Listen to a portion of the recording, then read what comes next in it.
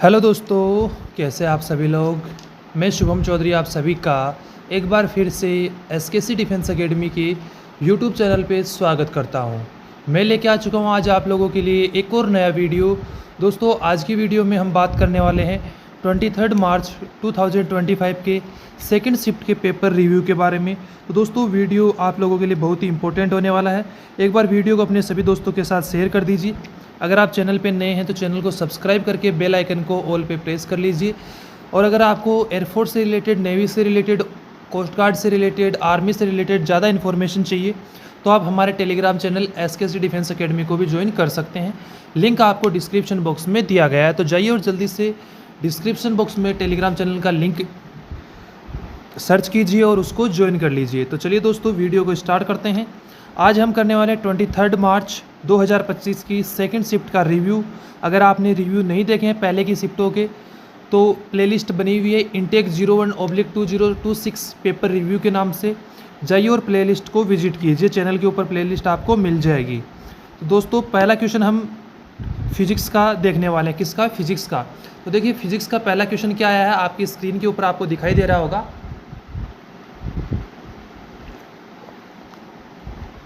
नाभिक का आकार कितना होता है? तो देखिए, पहला क्वेश्चन आप लोगों का पूछा गया कि जो आपका नाभिक होता है उसका आकार कितना होता है। तो राइट आंसर हो जाएगा 10⁻⁻15 या 1 फर्मीवियर। क्या हो जाएगा? 1 फर्मी या 10⁻⁻15 मीटर। यह आपका राइट आंसर हो जाएगा। अगला क्वेश्चन आया, यदि द्रव्यमान 100 हाइट जो ऊंचाई है वो 50 और समय 50 हो तो ऊर्जा या शक्ति क्या होगी? इसमें ऊर्जा या शक्ति में कन्फ्यूजन था और जो कन्फर्मेशन है वो शक्ति हम इससे ज्ञात कर सकते हैं। तो देखिए, आप फॉर्मूला लगाएंगे इसमें P = V/T। जब हम V को चेंज करते हैं तो ये V किसके इक्विवेलेंट होता है? mgh/T। m का मान हमें दे रखा है 100, g हम 9.8 रख लेंगे, h कितना होगा? 50 बटे में t कितना है? 50। तो 50 से 50 एलिमिनेट हो जाएगा और 9.8 × 100 यह आपका राइट आंसर बन जाएगा। तो 980 कितना? 980 यह आप लोगों का क्या हो जाएगा? राइट आंसर हो जाएगा। बात करते हैं अगले क्वेश्चन की। देखिए, अगला क्वेश्चन कुछ इस प्रकार से था कि समरूप वर्तीय गति में परिवर्तित राशि कौन सी होती है? देखिए, समरूप जो वर्तीय गति होती है उसमें क्या परिवर्तित होता रहता है? तो देखिए, जो समरूप वर्तीय गति है उसमें त्वरण एक्सेलरेशन हमेशा चेंज होता रहता है। अगला क्वेश्चन, न्यूटन का प्रथम नियम किसके ऊपर आधारित है? तो देखिए, न्यूटन का जो प्रथम नियम है वो जड़त्व की परिभाषा देता है, जड़त्व को डिफाइन करता है। अगला क्वेश्चन आपका P = V² के ऊपर आपका एक न्यूमेरिकल पूछा गया था। अगला क्वेश्चन आपको पूछा गया कि तार की लंबाई 4 गुना होने पर रो में परिवर्तन क्या होगा? यदि जो तार है उसकी लंबाई को 4 गुना कर दिया जाए, अगर लेंथ 4L हो जाती है तो रो में क्या फ़र्क आएगा? तो आपका राइट आंसर हो जाता अपरिवर्तित। कितना रहेगा? अपरिवर्तित रहेगा, कोई भी बदलाव नहीं आएगा। क्योंकि जो आपकी देखिए, जो आपका रो होता है वो लंबाई के ऊपर डिपेंड नहीं करता है, वो लंबाई के ऊपर डिपेंड नहीं करता है। अगला क्वेश्चन आप लोगों का E = -del∅/del t में माइनस किसे निरूपित करता है? तो देखिए, जो फ्लक्स है इसके आगे जो माइनस चिन्ह लगा हुआ है ये किसे निरूपित करता है? तो ये फ्लक्स में परिवर्तन का विरोध जो है उसको प्रदर्शित करता है कि फ्लक्स में जो परिवर्तन हो रहा है ये उसका विरोध होता है, यहाँ पे इसको प्रदर्शित करता है। अगला क्वेश्चन आपका एक Q = mc∠θ। Q = mc∠θ से आपका एक क्वेश्चन था। वास्तविक गहराई का भी क्वेश्चन एक पूछ लिया गया है दोस्तों इस शिफ्ट में। अगला क्वेश्चन पूछा गया संधारित्र से कि 6 संधारित्रों की धारिता 6 माइक्रोफेरेट है। कितनी है? 4 संधारित्र हैं, उनकी जो धारिता है वो 6 माइक्रोफेरेट है।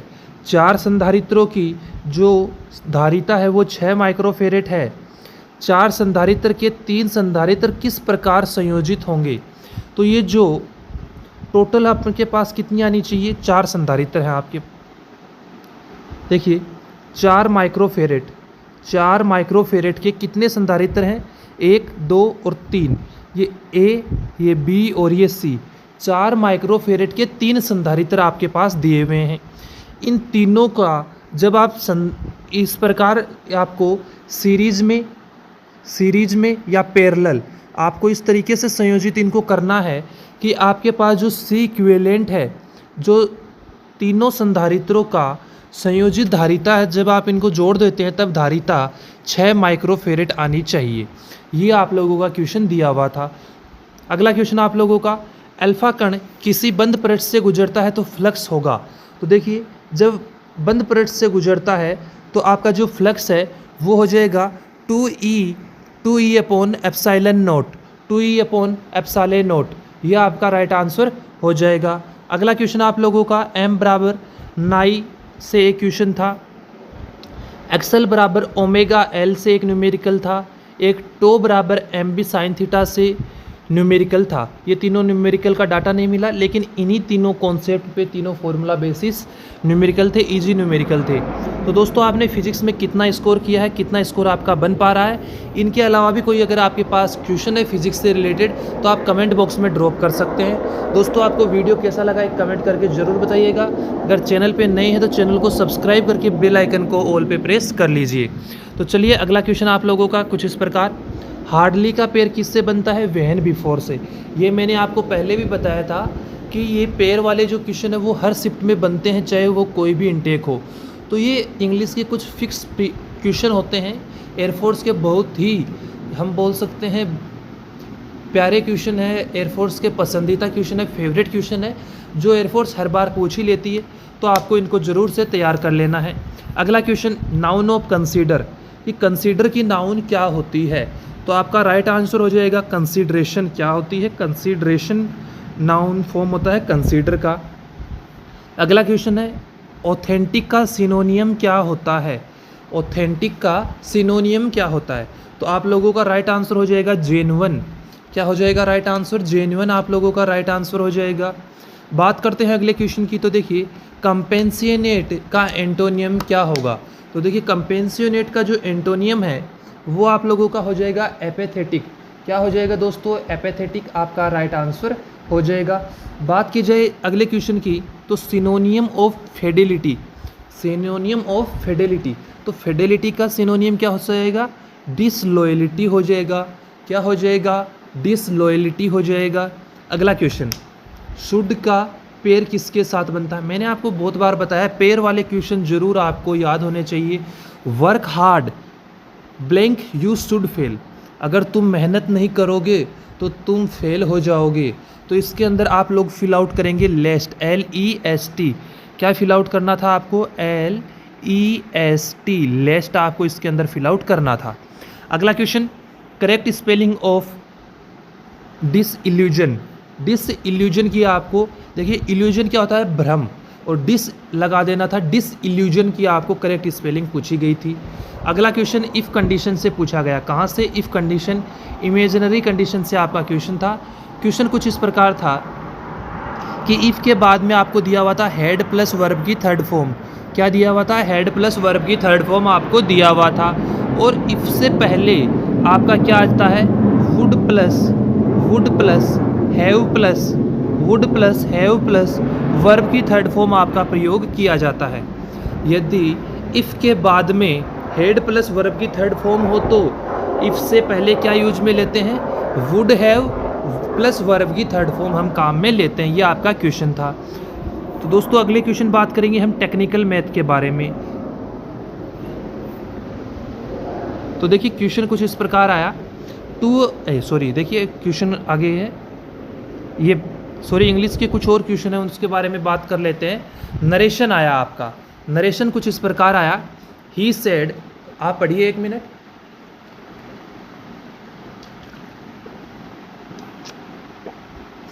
He said why didn't you send application. ये आपका नरेशन था, WH वर्ड से स्टार्ट हो रहा था, कुछ नहीं करना था। कंजक्शन आप वही काम में लेंगे, क्योंकि जब WH वर्ड से शुरू होता है तो कंजक्शन हम वही काम में लेते हैं, और फिर वाक्य को आपको अफर्मेटिव बना देना था। अगला क्वेश्चन आप लोगों का एरर से पूछा गया। कहाँ से पूछा गया? एरर से। तो देखिए, more you think of it the worse it become. देखिए more you think of it the worse it become, इसके अंदर आप लोगों को एरर पूछा गया था, इसके अंदर आप लोगों को एरर बता देना था। अगला क्वेश्चन आपका कंडीसिव के साथ में आप लोगों को प्रीपोजिशन पूछी गई, तो कंडीसिव के साथ प्रीपोजिशन हम कौन से काम में लेते हैं, कंडीसिव टू हम काम में लेते हैं। अगला क्वेश्चन आप लोगों का आया the children blank crackers to celebrate the victory of their team, कि बच्चों ने अपनी टीम की विजय होने के उपलक्ष्य में, अपनी टीम की जीत की खुशी में क्रैकर्स जलाए, पटाखे जलाए। तो पटाखे जलाने के लिए हम क्या काम में लेते हैं, ब्रस्ट क्रैकर हम यूज में लेते हैं। अगला क्वेश्चन आपका टेक्निकल मैथ का समाकलन आप लोगों को पूछा गया, x upon 1 minus x square dx का आपको समाकलन कर देना था। अगला क्वेश्चन आप लोगों का आव्यू से आया, आव्यू कुछ इस प्रकार दे रखी थी, 2 इंटू 2 की आपको आव्यू दे रखी थी।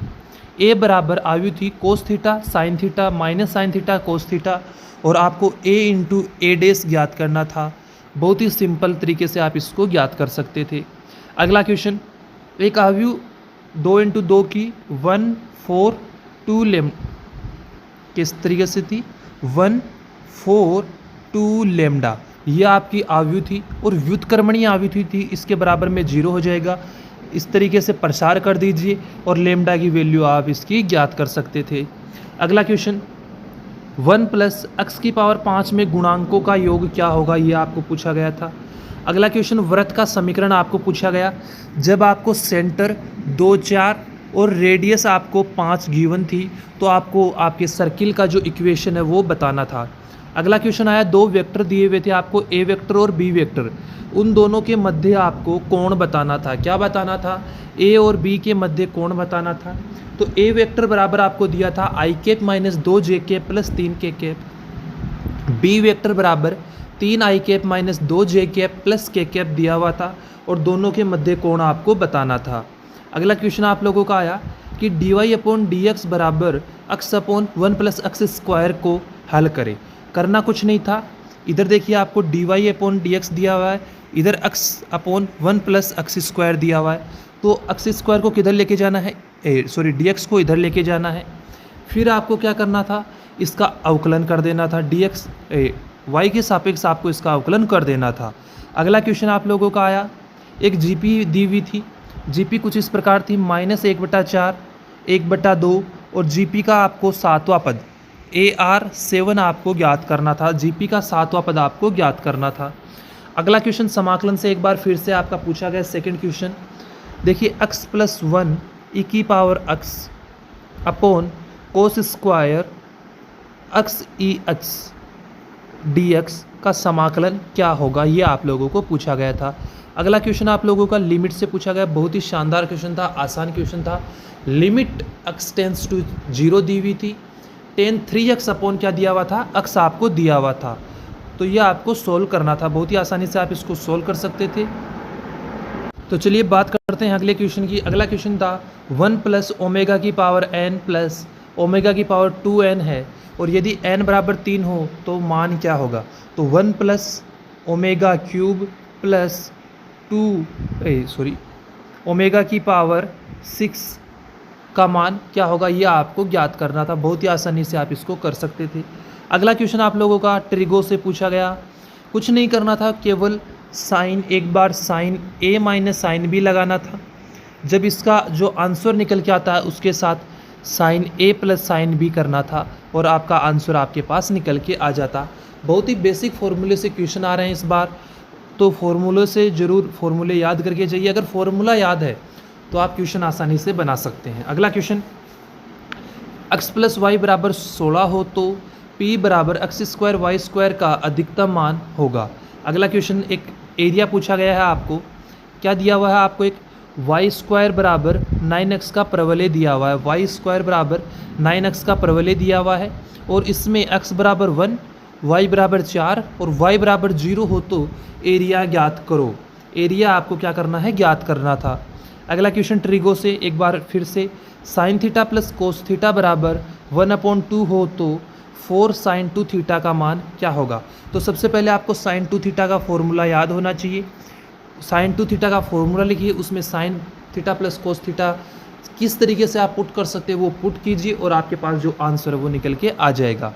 अगला क्वेश्चन आप लोगों का, tan inverse 1 minus cos x upon sine x का मान क्या होगा। बहुत ही आसानी से केवल फॉर्मूला बेसिस ये क्वेश्चन था। अगर आपको फॉर्मूला अच्छे तरीके से याद है तो आप ट्रिगो का ऐसा कोई भी क्वेश्चन नहीं आया है अभी तक की शिफ्टों में जो आप बना नहीं पाए। अगला क्वेश्चन आपका आया, एक्स लॉग एक्स बराबर एक्स माइनस वाई का अवकलन क्या होगा। कुछ नहीं करना था, आपको करना क्या था कि log x को इधर रखना है बराबर x माइनस वाई अपॉन क्या करना था x, और फिर आपको अवकलन कर देना था। अगला क्वेश्चन आप लोगों का देखिए, अगला क्वेश्चन कुछ इस तरीके से आया, दो समतल आपको दिए हुए थे, दो समतलों का समीकरण आपको दिया हुआ है और दोनों समतलों के मध्य की जो दूरी है वो आपको ज्ञात करनी थी। समीकरण कुछ इस प्रकार थे, 2x minus Y plus 2z plus 8 बराबर 0 है और 4x minus 2y plus 4z minus 5 बराबर 0 है। तो दोनों समतलों के मध्य की जो दूरी है वो क्या होगी। बहुत ही आसानी से कर सकते हैं। तो दोस्तों इसी के साथ आपका टेक्निकल मैथ का एक्स ग्रुप का रिव्यू कंप्लीट हो जाता है। सबसे पहले हमने फिजिक्स का, उसके बाद हम लोगों ने इंग्लिश का रिव्यू किया और उसके बाद हम लोगों ने टेक्निकल मैथ का रिव्यू किया। तो दोस्तों आप एक्स ग्रुप के स्टूडेंट कमेंट करके बताइए कि आपका स्कोर क्या बन पा रहा है, आपने कितने क्वेश्चन सही किए हैं, क्या यही क्वेश्चन आप लोगों की शिफ्ट में आए थे, क्या कहीं कोई गलत क्वेश्चन तो आप लोगों तक नहीं पहुंचाया जा रहा है। कमेंट करके ज़रूर बता दीजिएगा। और अगर आप चैनल पे नए हैं दोस्तों तो चैनल को सब्सक्राइब करना बिल्कुल भी मत भूलिएगा। दोस्तों अगर आपको फेज 2 से रिलेटेड या और कोई भी डाउट है तो जो स्क्रीन पर आपकी नंबर चल रहा है इस नंबर पे आप जल्दी से कांटेक्ट कीजिए और हमारी टीम से आप पूछ सकते हैं अपने डाउट को। तो चलिए दोस्तों बात करते हैं रागा सेक्शन की।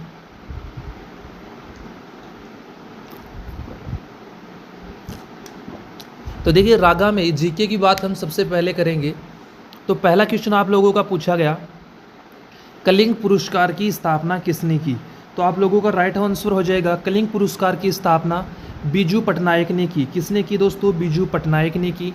अगला क्वेश्चन आप लोगों का आया, राष्ट्रीय विज्ञान दिवस कब मनाया जाता है। तो राष्ट्रीय विज्ञान दिवस सेलिब्रेट किया जाता है कब, 28 फरवरी को। अगला क्वेश्चन, मसूदा समिति के अध्यक्ष कौन थे। तो आपका राइट आंसर हो जाएगा डॉक्टर भीमराव अंबेडकर मसूदा समिति के अध्यक्ष बने थे।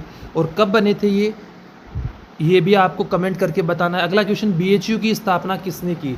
तो आपका राइट आंसर हो जाएगा बीएचयू की स्थापना मदन मोहन मालवीय ने की। बनारस हिंदू विश्वविद्यालय से क्वेश्चन हर बार आता है दोस्तों। अगला क्वेश्चन आप लोगों का मैथ से हम बात करेंगे। देखिए मैथ के क्वेश्चन मैं आपको दे देता हूँ, बहुत ही आसान क्वेश्चन है। पहला क्वेश्चन, 600 किलोमीटर दूरी तय करने में एक तेज़ गति वाली रेलगाड़ी धीमी गति वाली रेलगाड़ी से 3 घंटे कम लेती है। यदि धीमी गति वाली रेलगाड़ी की चाल तेज़ गति वाली रेलगाड़ी से 10 किलोमीटर प्रति घंटा कम है तो दोनों रेलगाड़ियों की चाल होगी, यह आपको बताना था। अगला क्वेश्चन आपका आया, सोने व चांदी की 50 ग्राम मिश्र धातु में 80% सोना है। एक 50 ग्राम की टोटल धातु थी, इसमें दो चीज़ें थी, एक आपका था गोल्ड, एक आपका था सिल्वर। क्या था, सिल्वर आपका था। 80% सोना है तो 50 का 80% कितना हो जाएगा, 40 ग्राम आपका क्या था, सोना था। 10 ग्राम आपकी क्या थी, चांदी थी। इस मिश्र धातु में सोना 90% करना है तो कितने ग्राम और सोना मिलाया जाएगा। सोना कितना हो जाना चाहिए, 90%। तो देखिए 90% की वैल्यू किसके बराबर होनी चाहिए, गोल्ड की 40 प्लस कितना अक्स, 40 प्लस अक्स हो जाना चाहिए। यह आपको ज्ञात करना था इसके अंदर। अगला क्वेश्चन, एक सरल लोलक 3 सेकंड में 5 बार और 5 सेकंड में 7 बार दोलन करता है तो 1 मिनट में दोलनों की संख्या क्या होगी। कुछ नहीं करना, बहुत ही आसान क्वेश्चन था। 3 सेकंड में कितने दोलन, 5, 5 सेकंड में कितने दोलन, 7, तो टोटल 8 सेकंड में कितने दोलन हो गए इसके, 7 और 5 12 हो गए दोस्तों। फिर आगे आपको क्या करना था, 1 सेकंड में कितने हो जाएंगे, 1 सेकंड में कितने हो जाएंगे, 12/8 हो जाएंगे। कितने हो जाएंगे, 12/8, 12/8। इसको कर दीजिए 60 से गुणा तो आपके पास 60 मिनट का निकल के आ जाएगा। 8 को काटेंगे कितनी बार, 4 दूनी 8, और इधर आ जाएगा 30 और इधर आपका कितना आ जाएगा, 3। तो 90 दोलन आपके पास राइट आंसर निकल के आ जाएगा।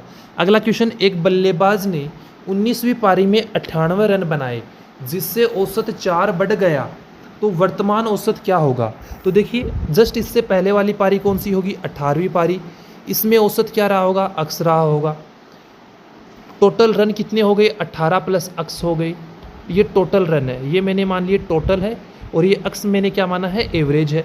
फिर 19वीं पारी में उसने क्या बनाए, 98 रन बनाए, तो 18 प्लस अक्स प्लस 18 अक्स में क्या, सॉरी देखिए 18 प्लस अक्स नहीं, 18 अक्स कि उसकी 18 पारियों के टोटल रन 18 अक्स बराबर प्लस 98 कर दीजिए, जिससे औसत में 4 बढ़ गया, जिससे जो औसत था वो कितना बढ़ गया, 4 बढ़ गया। इक्वेशन को सोल्व कीजिए, अक्स का मान आपके पास निकल के आ जाएगा। अगला क्वेश्चन, एक व्यापारी अपनी लागत मूल्य से 25% अधिक अंकित करता है, 8% छूट देता है, तो लाभ प्रतिशत या हानि प्रतिशत ज्ञात करो। कुछ नहीं करना, आपको लागत मूल्य पर अधिक अंकित करता है, कोई भी लागत मूल्य मान लेना है, अंकित करता है और 8% की छूट देनी है, तो लाभ प्रतिशत आपको ज्ञात करना था। मान लीजिए उसका लागत मूल्य कितना था, 100 था, 25 अधिक अंकित करता है 125, फिर उस पर 8% की छूट देता है, कितने की, 125 अंकित करके 8% की छूट, तो 92 बट्टे में 100 निकाल लीजिए। फिर जो भी आपका निकल के आता है उसका 100 में से घटाइए और प्रतिशत निकाल लीजिए, वो आपका लाभ प्रतिशत आपके पास निकल के आ जाएगा। अगला क्वेश्चन आपका पूछा गया, 2x प्लस 3y बराबर 32, 2x माइनस वाई बराबर 12 और y माइनस जेड हो तो y बराबर जेड हो, तो x plus y plus z क्या मान क्या होगा, यह आपको बताना था। अगला क्वेश्चन आपका रीजनिंग की हम बात करते हैं, तो रीजनिंग में एक क्वेश्चन आज पेपर कटिंग का पूछा गया, कोडिंग डिकोडिंग का पूछा गया। स्प्रिंग को अगर UNUFRC कहा जाए तो मोबाइल को क्या कहा जाएगा। तो देखिए क्या कोडिंग लग रही है इसमें, एक बार ध्यान से देखिए। स्प्रिंग S कितने पे आता है, 19 पे, P कितने पे आता है, P आता है आपका 16 पे, R कितने पे, 18 पे।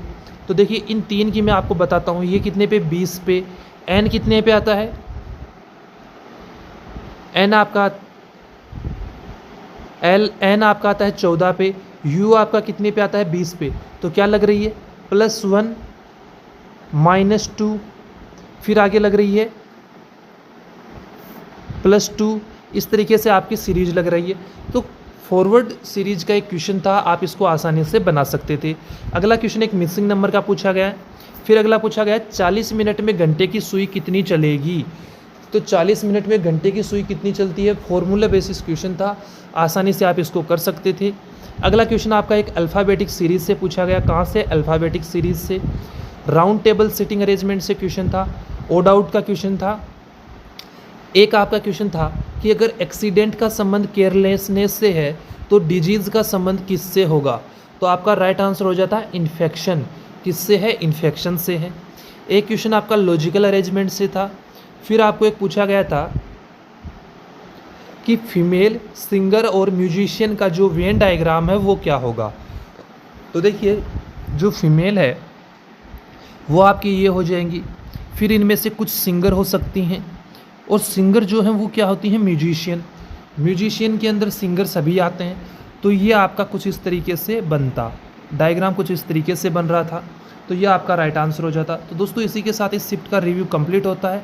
सेकंड शिफ्ट का रिव्यू आपको कैसा लगा, कितने क्वेश्चन आप सही कर पा रहे हैं, एक कमेंट बॉक्स में ज़रूर बता दीजिएगा। अगर कोई भी डाउट है exam related, paper related, phase 2 related, जो स्क्रीन पे नंबर चल रहा है उसके ऊपर जाइए और कांटेक्ट कीजिए। तो दोस्तों मिलते हैं अगली वीडियो में, तब तक के लिए जय हिंद जय भारत दोस्तों।